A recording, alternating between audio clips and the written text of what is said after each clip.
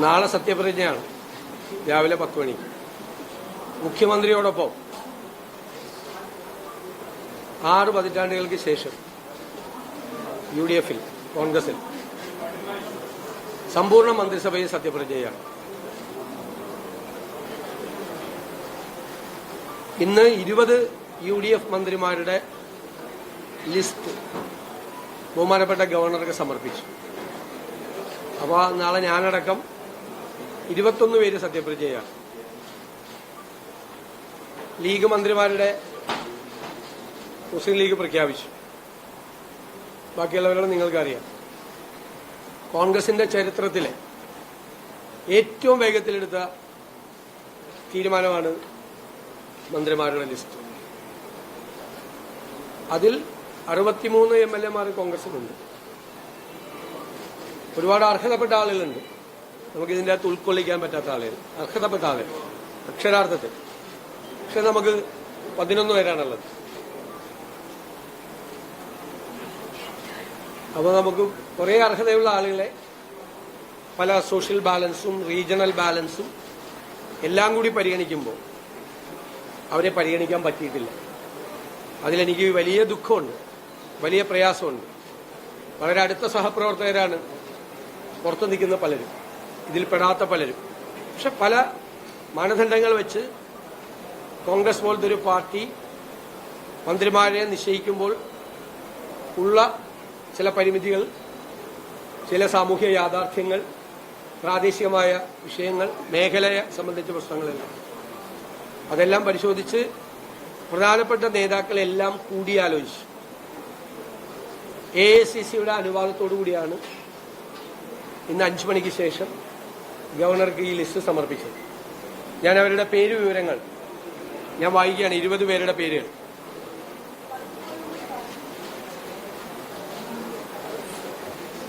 Shri PK Kunjalikutty, Shri Ramesh Chennithala, Shri Sunny Joseph, Shri K Muraleedharan, Shri Mons Joseph, Shri Shibu Baby John, Shri Anoop Jacob, Shri CP John, Shri AP Anilkumar, Shri N Shamsudheen, Shri PC Vishwanath, Shri Roji M John, Shrimati Bindu Krishna, Shri M Liju, Shri KM Shaji, Shri PK Basheer, Shri VE Abdul Gafoor, Shri T Siddique, Shrimati KA Thulasi. സനം youth Congress സംസ്ഥാന president കൂടിയായ Shri OJ Janeesh.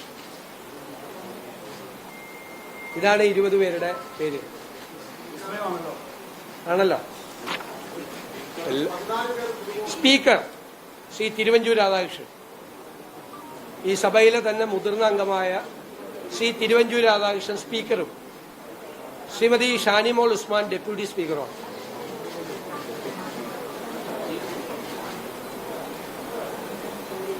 Chief whip അത് കേരള കോൺഗ്രസിനാണ്. അദ്ദേഹം Shri PJ Joseph sir അത് പ്രഖ്യാപിച്ചു.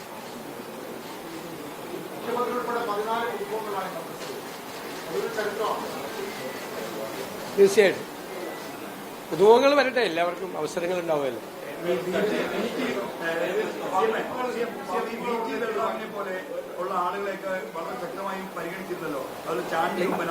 ഞാൻ പറഞ്ഞല്ലോ, ഇതിന്റെ അകത്ത് വരേണ്ട ചിലപ്പോൾ ഇതിൽ വന്ന പലരേക്കാളും അർഹതയുള്ള ആളുകളുണ്ട് പുറത്ത്. പക്ഷേ നമ്മൾ നോക്കുമ്പോൾ നമുക്കറിയാലോ, ഒരു പാർട്ടി ഇത് നിശ്ചയിക്കും. കോൺഗ്രസ് പോലത്തെ ഒരു പാർട്ടി തീരുമാനങ്ങൾ എടുക്കുമ്പോൾ സോഷ്യൽ ബാലൻസ്, റീജിയണൽ ബാലൻസ് ഇതൊക്കെ നോക്കണ്ടേ. അങ്ങനെ നോക്കുമ്പോൾ അർഹതയുള്ള 63 പേര് ജയിച്ചു വന്നിരിക്കുകയാണ്. ചരിത്രത്തിലെ ഏറ്റവും വലിയ വിജയമാണ്. അപ്പൊ അതില് കുറേ ആളുകൾ, എല്ലാവരും അല്ല, കുറച്ചാളുകൾ ഉറപ്പായിട്ട് വരണ്ട. പക്ഷെ 11 ഉള്ളൂ. 10 ഇതുവരെ ഉണ്ടായിരുന്നത് കോൺഗ്രസിൽ, 11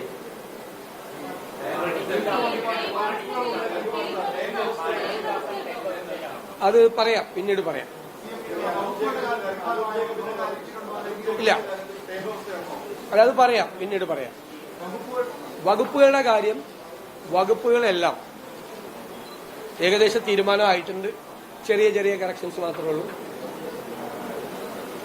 ഘടകകക്ഷികൾ തമ്മിലുള്ളതും ഏകദേശം പൂർത്തിയായിട്ടുണ്ട്. കുറച്ച് കാര്യങ്ങൾ കൂടി നോക്കണം. അത് സാധാരണ അത് സത്യപ്രതിജ്ഞയ്ക്ക് ശേഷമാണ് ഗവർണർക്ക് സമർപ്പിക്കാറുള്ളത്. നാളെ അത് സമർപ്പിക്കും. സമർപ്പിച്ചു കഴിഞ്ഞാൽ ഗവർണറുടെ അപ്രൂവൽ കിട്ടിയാൽ അത് ഗവൺമെന്റ് പ്രസിൽ കൊടുത്ത് ഗസറ്റ് നോട്ടിഫിക്കേഷനായിട്ടാണ് വരുന്നത്. പ്രഖ്യാപിക്കാറില്ല. അതാണ് അതിന്റെ കൺവെൻഷൻ.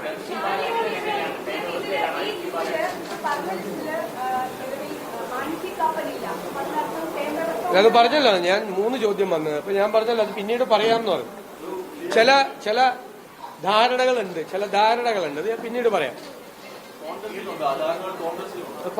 എന്തെങ്കിലും ഉണ്ടെങ്കിൽ പറയാം, അറിയിക്കാം.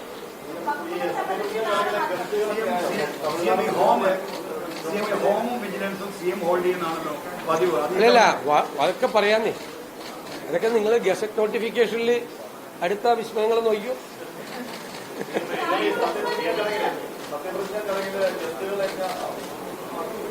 അതായത് കോൺഗ്രസ് പ്രസിഡന്റ് ശ്രീ മല്ലികാർജുൻ ഖാർഗെ, ശ്രീ രാഹുൽ ഗാന്ധിജി, ശ്രീമതി പ്രിയങ്ക ഗാന്ധിജി,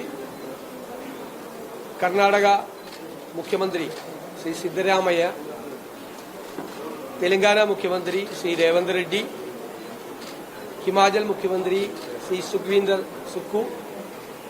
അതേ ഞാൻ NSU അഖിലേന്ത്യാ സെക്രട്ടറി ആയിരുന്നപ്പോൾ ഹിമാചലിലെ NSU പ്രസിഡന്റ് ആയിരുന്ന ആളാണ്. പിന്നെ കർണാടക ഡെപ്യൂട്ടി മുഖ്യമന്ത്രി DK ശിവകുമാർ. പിന്നെ അവിടെ നിന്നെല്ലാം നിരവധി മന്ത്രിമാരെല്ലാം വരുന്നുണ്ട്. അത് വരട്ടെ, അദ്ദേഹം വരും. അല്ല പിന്നീട്, അല്ല ഇപ്പല്ല, നാളെ പിന്നീട് നിരവധി മന്ത്രിമാർ വിവിധ സംസ്ഥാനങ്ങളിൽ നിന്ന് വരുന്നുണ്ട്.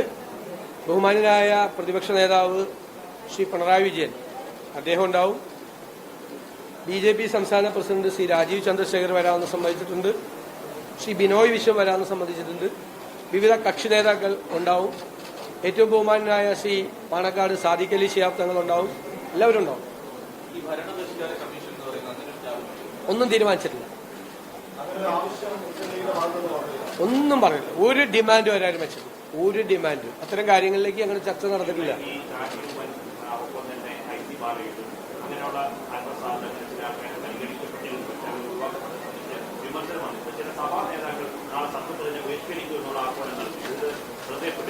ഇല്ല, എന്റെ ശ്രദ്ധയപ്പെട്ടില്ല.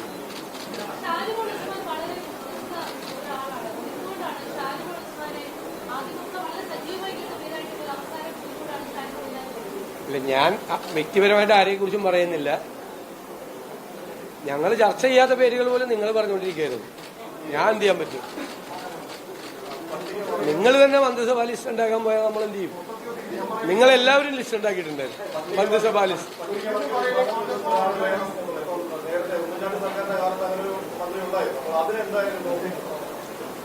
കഴിഞ്ഞ മന്ത്രിസഭയിൽ പട്ടികജാതി മന്ത്രി ഉണ്ടായിരുന്നില്ല. അവസാനം ഉണ്ടായിരുന്നോ?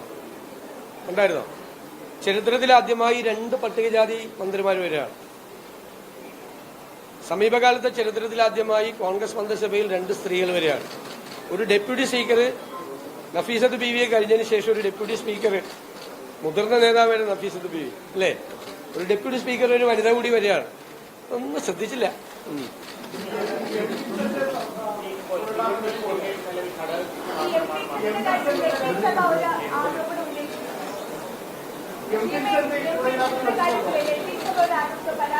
ഞാൻ വ്യക്തിപരമായി ഞാൻ പറഞ്ഞല്ലോ, ഭയങ്കര മിടുക്കരായിട്ടുള്ള ആളുകൾ, ഇതിൽ വരേണ്ട ആളുകൾ, അർഹരായ ആളുകളുണ്ട്. നോക്കണ്ടേ?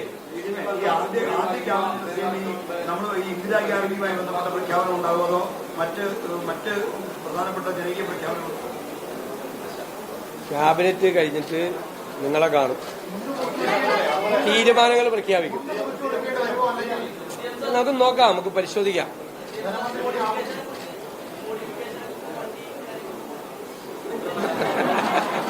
നമുക്ക് പറഞ്ഞിട്ടുണ്ടെങ്കിൽ അത് പറഞ്ഞിട്ടുണ്ടല്ലോ, അത് നടക്കുമല്ലോ. പറഞ്ഞതൊക്കെ നടത്താനല്ലോ നമ്മൾ വന്നിരിക്കുന്നത് അല്ലേ? ഞങ്ങളെല്ലാവരും വന്നിരിക്കുന്നത് ജനാഭിലാഷങ്ങളെ യാഥാർത്ഥ്യമാക്കാനാണ്, ചെറുപ്പക്കാരുടെ ആഗ്രഹങ്ങളെ, അവരുടെ ആഗ്രഹങ്ങളെയാണ്. അല്ലാതെ വെറുതെ വോട്ട് കിട്ടാൻ വേണ്ടി പറഞ്ഞതാണ്. പറഞ്ഞ വാക്കിന് വ്യവസ്ഥയിലേക്ക് പിന്നെ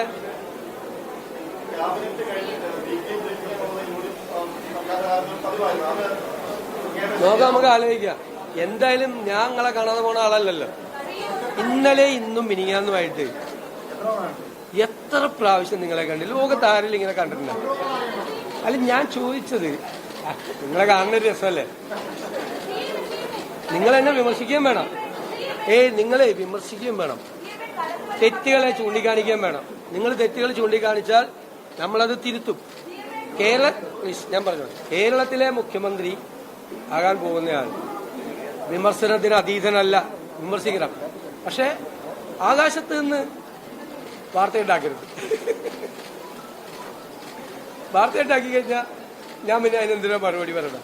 നിങ്ങൾ സത്യസന്ധമായും വിമർശനാത്മകമായും നാട് നന്നാകണം എന്നുള്ള ആഗ്രഹത്തോടു കൂടി നിങ്ങളുടെ ഇടപെടലുകളെ സ്വാഗതം ചെയ്യും, നിങ്ങളുടെ വിമർശനങ്ങളെ സ്വാഗതം ചെയ്യും. കറക്റ്റ് ചെയ്യാൻ പറ്റാവുന്ന കാര്യങ്ങൾ കറക്റ്റ് ചെയ്യും. മാധ്യമങ്ങൾ ഒരു കറക്റ്റീവ് ഫോഴ്സായിട്ട് കൂടി മാറണം എന്നുള്ള അഭിപ്രായക്കാരനാണ്. അല്ലാതെ എല്ലാ ദിവസവും ഇപ്പൊ 2-3 ദിവസമായിട്ട് നല്ല എന്നെക്കുറിച്ച് നല്ല എനിക്ക് ഭയങ്കര രസമുണ്ട്. രാവിലെ ആകുമ്പോൾ നല്ല വാർത്തകളാണ്. എപ്പോഴും അങ്ങനെ ആയിരിക്കില്ല എന്ന് എനിക്കറിയാം. യാഥാർത്ഥ്യബോധമില്ലേ? നമ്മൾ രാഷ്ട്രീയ പ്രവർത്തകരല്ലേ, യാഥാർത്ഥ്യബോധമുണ്ട്. വിമർശനങ്ങൾ വരും, അപ്രിയങ്ങളായ ചില തീരുമാനങ്ങൾ എടുക്കേണ്ടി വരും, അല്ലേ? നാടിന്റെ നന്മയ്ക്ക് വേണ്ടി, നാടിന്റെ പുരോഗതിക്ക് വേണ്ടി ചിലപ്പോൾ അപ്രിയങ്ങളായ തീരുമാനങ്ങൾ എടുക്കേണ്ടി വരും. അപ്പോൾ അതൊക്കെ നമുക്ക് ഗംഭീരാക്കാം. നിങ്ങളെല്ലാവരും കൂടി സഹകരിക്കണം. നിങ്ങൾ ആലോചിക്കണം, ഒരു പുതുയുഗ കേരളത്തിന് തുടക്കമിടാൻ വേണ്ടിയിട്ടാണ് UDF വരുന്നത്. അത് ഞങ്ങളുടെ മാത്രം ഉത്തരവാദിത്വമല്ല, നിങ്ങളുടെ കൂടി ഉത്തരവാദിത്വമാണ്, മാധ്യമങ്ങളുടെ കൂടെ ഉത്തരവാദിത്വമാണ്. അപ്പൊ അത്തരം കാര്യങ്ങളിൽ ഒരു പോസിറ്റീവ് അപ്രോച്ച് നിങ്ങളുടെ ഭാഗത്ത് നിന്ന് ഉണ്ടാകണം. ഞാൻ നിങ്ങളോട് മാത്രമല്ല, മാധ്യമങ്ങളോട് മൊത്തമായിട്ട് ഞാൻ അത് പറയാം. നല്ല കാര്യങ്ങൾ വരുമ്പോൾ നമുക്കതിനെ പ്രോത്സാഹിപ്പിക്കുകയും നല്ല രീതിയിൽ ചെയ്യുകയും ചെയ്യാം. തെറ്റായ കാര്യങ്ങൾ വരുമ്പോൾ നിങ്ങൾ വിമർശിച്ചാൽ എന്താ, അത് വേണം എന്നുള്ള അഭിപ്രായമാണ് ആ അഭിപ്രായമാണ്. ഞാൻ നെഹ്റുവിയനാണ്, നിങ്ങൾക്ക് അറിയില്ലേ? ഇല്ലേ? നെഹ്റുവിയൻ സോഷ്യലിസ്റ്റാണ്. കാർട്ടൂണിസ്റ്റ് ശങ്കർ അദ്ദേഹത്തെ കുറിച്ച് കാർട്ടൂൺ വരയ്ക്കാതെ വിമർശിച്ച് കാർട്ടൂൺ വരയ്ക്കാത്തതിന് പരിഭവം പറഞ്ഞ ആളാണ്. അദ്ദേഹത്തെ ഇഷ്ടപ്പെടുന്ന ഒരാളാണ് ഞാൻ.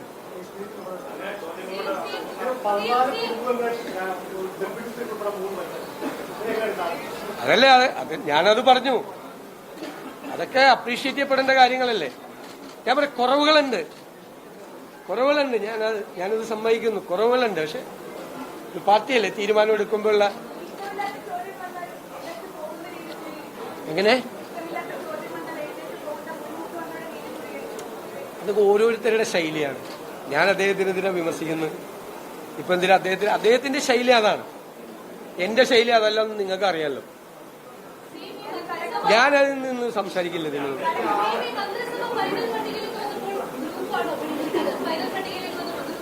വേണമെങ്കിൽ നോക്കാം, അങ്ങനത്തെ ഒരു വാർത്ത കൊടുക്കാം.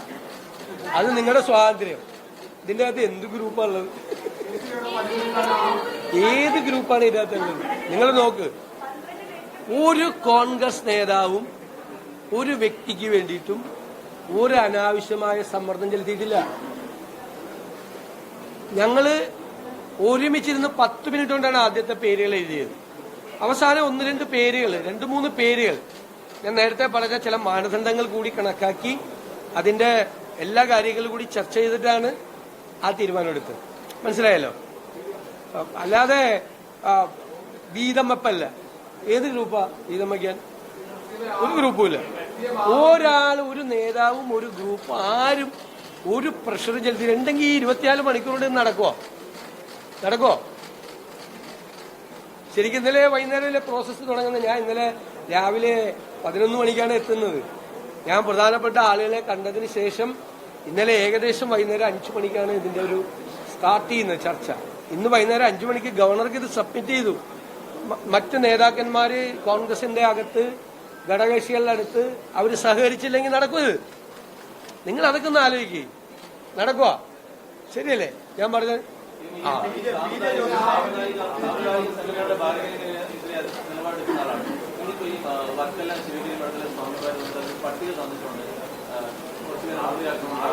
അവര് എന്നെ കണ്ട് എനിക്ക് അനുഗ്രഹം തരാൻ വേണ്ടി വന്നാണ്. ഒരു പട്ടികം തരാൻ വന്നല്ലോ. അതെനിക്കറിയില്ല. എനിക്കൊരു പട്ടികം എന്റെ കയ്യിൽ തന്നിട്ടില്ല. അവരെന്നെ വന്ന് അനുഗ്രഹിച്ചിട്ട് പോയി. ഞാൻ അവിടെ ചെല്ലാന്ന് പറഞ്ഞു ശിവഗിരിയിൽ എന്ന് പറഞ്ഞു.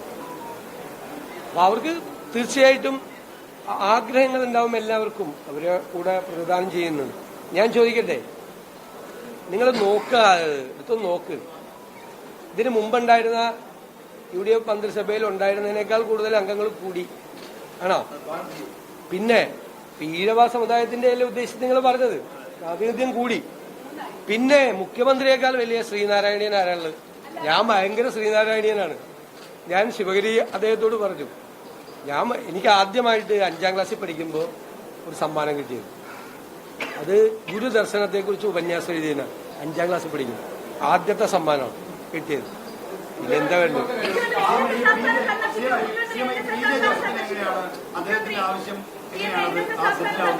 അദ്ദേഹം പരിണതപ്രജ്ഞനായ രാഷ്ട്രീയ നേതാവാണ്. കഴിഞ്ഞ തെരഞ്ഞെടുപ്പിൽ 2 സീറ്റ് കോൺഗ്രസിന് വിട്ടുതരാൻ സൗമനസ്യം കാണിച്ച രാഷ്ട്രീയ നേതാവാണ്. ഈ UDFിലെ ഏറ്റവും മുതിർന്ന നേതാവാണ്. എല്ലാ അനുഗ്രഹങ്ങളും എല്ലാ ഗൈഡൻസും ഞങ്ങൾക്ക് തരുന്ന ആളാണ്. അദ്ദേഹത്തെയൊക്കെ നമ്മളങ്ങനെ കൈകാര്യം ചെയ്യല്ലോ.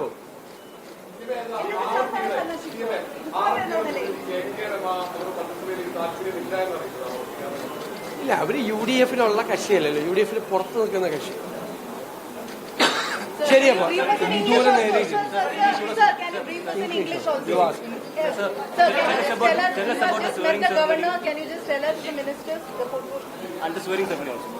all the mics are here.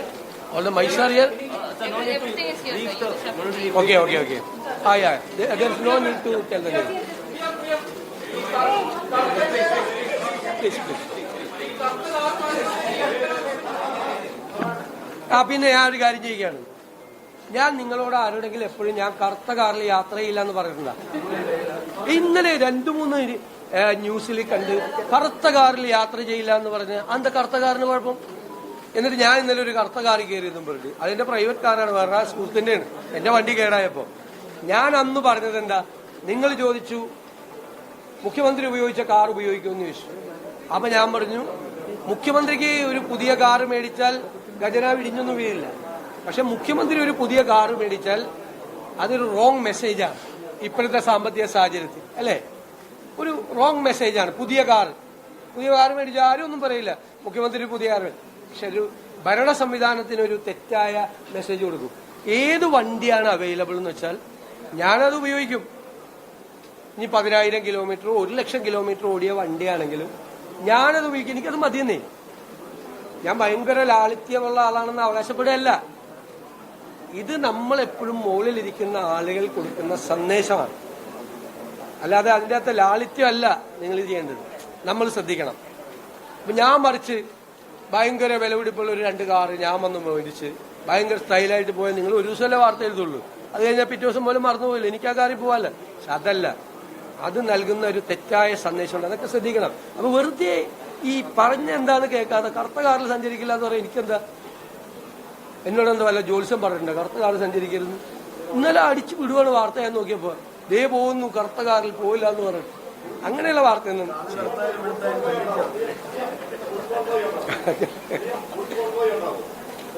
അതെ ഞാൻ പറഞ്ഞല്ലോ, ഫുൾ കോൺവോയ് വേണ്ട എന്ന് പോലീസ് ഞാൻ എസ്കോർട്ട് കൂടി വേണ്ടെന്ന് പറഞ്ഞ് സമ്മതിച്ചില്ല പോലീസ്. 3 വണ്ടി കൂടുതൽ കോൺവോയിൽ. നേരത്തെ പരാതികൾ 30-40 വണ്ടികൾ, ആംബുലൻസ് ഒരുപാട്. അത് ഞാൻ അദ്ദേഹത്തെ കുറ്റപ്പെടുത്തിയല്ല. Z+ കാറ്റഗറിയാണ് മുഖ്യമന്ത്രി, Z+ കാറ്റഗറിയാണ്.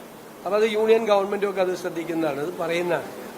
പക്ഷെ ഞാൻ ആലോചിച്ചെന്താന്ന് വെച്ച് കഴിഞ്ഞാൽ, എന്റെ പ്രായത്തിലുള്ള എന്റെ പൊളിറ്റിക്കൽ പശ്ചാത്തലമുള്ള ഒരാൾ മുഖ്യമന്ത്രിയായി വന്നു, ഒരു 10-30-40 വണ്ടി കൂടി റോഡിൽ കൂടി പോകുന്നു. ഞാനാണ് റോഡിൽ നിന്ന് ആ കാഴ്ച കാണുന്നതെങ്കിൽ ഞാൻ എന്തു വിചാരിക്കുമെന്ന് ഞാൻ ചിന്തിച്ചു.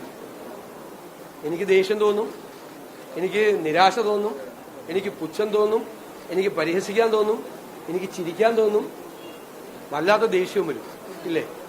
അപ്പൊ ഞാനാണ് വഴിയിൽ റോഡ് ബ്ലോക്ക് ചെയ്യുമ്പോ കാത്ത് എന്റെ വണ്ടിയായിട്ട് ഞാൻ കിടക്കുവാണെങ്കില, നിങ്ങൾ ആരെങ്കിലും കിടക്കുവാണെങ്കില 5 മിനിറ്റൊക്കെ ആവാം, അരമണിക്കൂറായില്ല, 1 മണിക്കൂറായില്ല, എവിടെയൊക്കെ പോകേണ്ട ആളല്ല.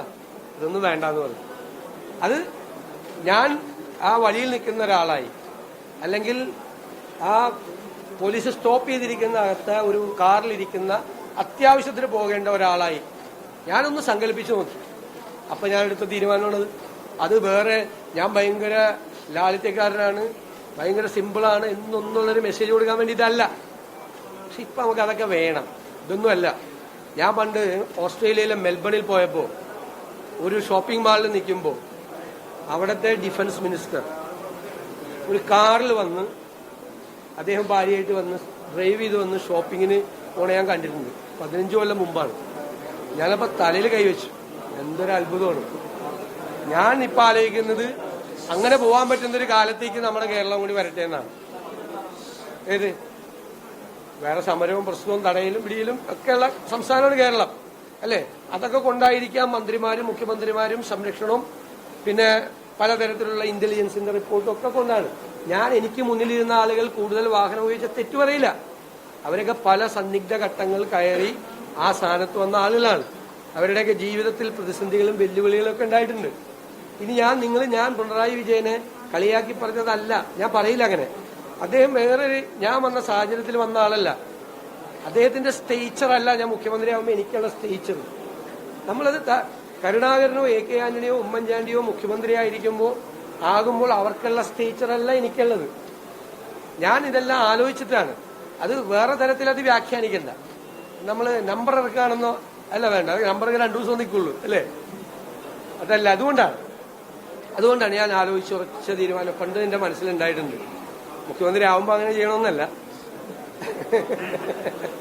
ശരിയാണ്.